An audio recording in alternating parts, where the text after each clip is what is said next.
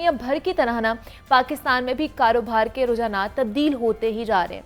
Online कारोबार को पाकिस्तान में तेजी से हासिल होती मकबूलियत अब किसी से भी ढकी छुपी नहीं रही है।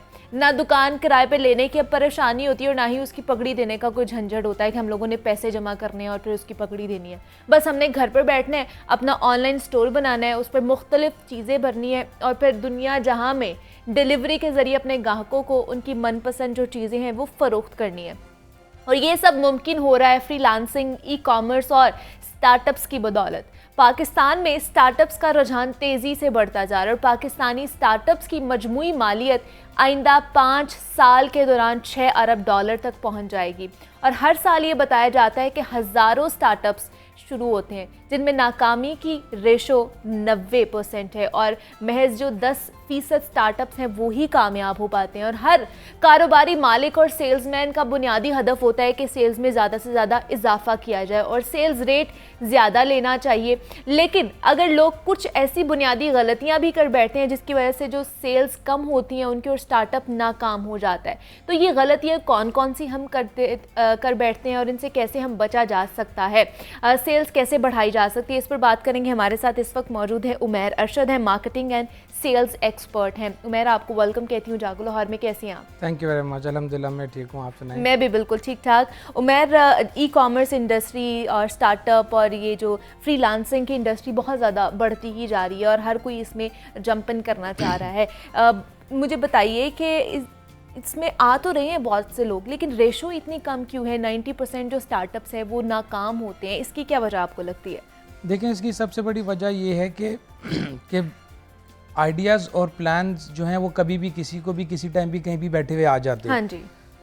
लेकिन हर आइडिया कामयाब हो वो ज़रूरी नहीं है। उसके पीछे ये होती है, उसके पीछे मल्टीपल रीजंस हैं। ओके। सबसे पहले आप कोई भी स्टार्टअप स्टार्ट करते हैं, आपकी टीम फॉर्मेशन आपको देखनी पड़ती है, market value, product research, market demand, ये सारी चीज़ें, ये सारे एलिमेंट्स हैं जिनके ऊपर आपको फोकस करना पड़ता है। अच्छा। और जब आप इन चीज़ों को फोकस किए बगैर कोई भी स्टार्टअप स्टार्ट करते हैं तो डेफिनेटली फिर उसके फेलियर्स भी आते हैं। बिल्कुल। अब पाकिस्तान में जो मेजॉरिटी पीपल जो ऑनलाइन बिजनेस स्टार्टअप करते हैं, दे डू नॉट उस चीज़ पर रिसर्च नहीं करते हैं कि क्या उसकी कॉस्टिंग है ई कॉमर्स स्टोर सेटअप करने की। उसमें लॉजिस्टिक्स कॉस्ट भी आती है, उसमें मार्केटिंग कॉस्ट भी आती है, उसके अंदर डिफरेंट पैरामीटर्स हैं उसमें आती है।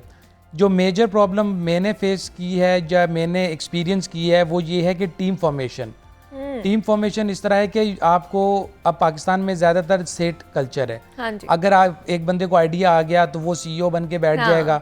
वो अब आपको पढ़े लिखे लोगों को लागे लाना पड़ेगा, उनकी रिसर्च करनी पड़ेगी। आइडिया मेरा है, it's not necessary that I have to be face of the company. You need to find people those who are efficient. CEO, CTO, CO, ये वो डेजिग्नेशंस हैं जिनको आपको स्टेक देना पड़ेगा, इक्विटी देनी पड़ेगी और उनको अपने साथ पार्टनरशिप में इन्वॉल्व करना पड़ेगा। फिर उसके बाद आपको प्लानिंग करनी पड़ेगी, प्रोजेक्शन प्लानिंग। अब जिस तरह मैं आपको एक एग्जांपल कोट बताता हूँ, वॉरेन बफेट का एक कोट है कि an idiot with a plan can beat a genius without a plan. तो ये वो सारे पैरामीटर्स हैं जिनके ऊपर लोग काम नहीं करते हैं, प्रोडक्ट रिसर्च नहीं करते हैं। क्योंकि देखें, इसमें जब आप स्टार्टअप करते हैं ना तो there are 4 P's of it: price, product, promotions and place. ये सारी चीज़ें हैं जिसका एनालिसिस करना पड़ता है। अगर कोई भी प्रोडक्ट आप जो स्टार्ट करने लगे हैं उसकी आपको कंपटीटर एनालिसिस करने चाहिए कि मार्केट में इसका कंपटीशन कितना है, इस प्रोडक्ट का शेयर कितना है और उसके कंपटीटर्स कितने हैं। इन सारी चीज़ों को जब आप इवेल्युएट करते हैं फिर उसके बाद आप प्रोजेक्ट स्टार्ट करते हैं।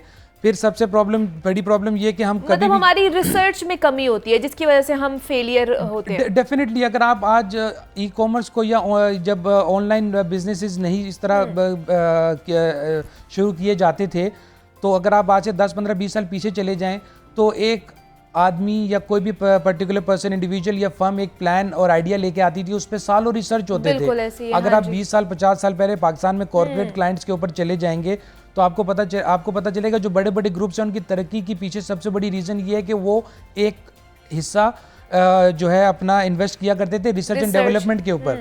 कि अगर कंपनी आज जो प्रोडक्शन कर रही है, कंपनी ने 6 महीने बाद क्या प्रोडक्शन करनी है, साल बाद क्या प्रोडक्शन करनी है, फर्स्ट वर्ल्ड कंट्रीज में क्या ट्रेंड चल रहा है, क्या ट्रेंड आने वाला है, उसके ऊपर लोग रिसर्च कर रहे होते थे। लेकिन अभी क्या है कि हम जो है बहुत रेस्टलेस हैं। अभी मुझे 12 बजे एक आइडिया आया, 3 बजे मैंने 3-4 लोगों से बात की, अच्छा। शाम 6 बजे तक I need to start it. सही। माइलस्टोन सेट करने पड़ते हैं आपको, माइलस्टोन सेट करने चाहिए कि फर्स्ट क्वार्टर में क्या अचीव होगा, सेकंड क्वार्टर में क्या अचीव होगा, थर्ड क्वार्टर में क्या अचीव होगा।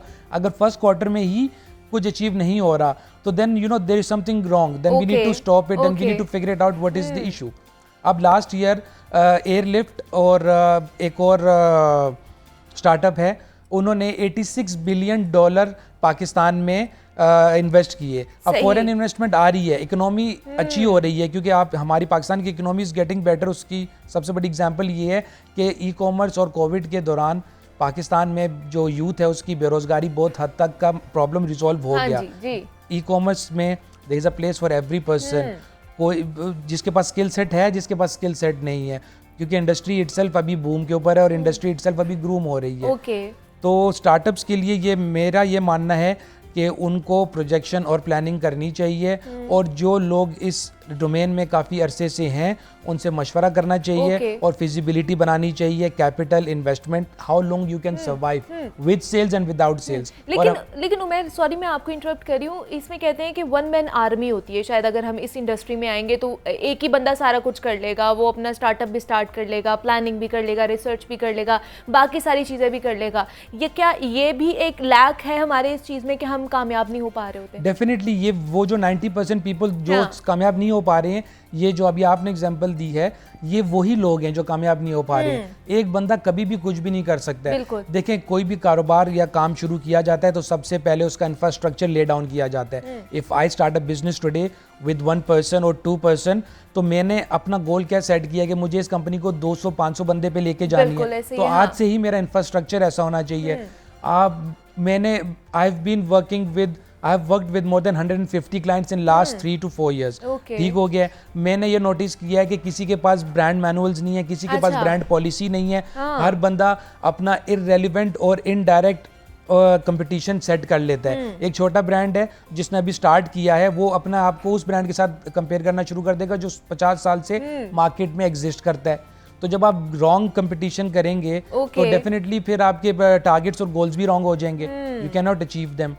तो डेफिनेटली आपको पॉलिसीज़ और आपको प्लानिंग्स, प्रोजेक्शंस, टीम फॉर्मेशन, और एक बंदा कभी भी कोई भी काम नहीं कर सकता। वो एक मेजर की रोल प्ले कर सकता है, बट आपको टीम चाहिए। लोगों को आगे लाएं, लोगों को इक्विटी दें, लोगों को स्टेक होल्डर बनाएं, लोगों को पार्टनरशिप्स ऑफर करें, और गलत पार्टनरशिप्स भी ना करें, सोच समझ के करें। सोच समझ के इस चीज़ में पैसा भी लगाना है और अपनी एनर्जी भी आप लोगों ने वेस्ट नहीं करनी है।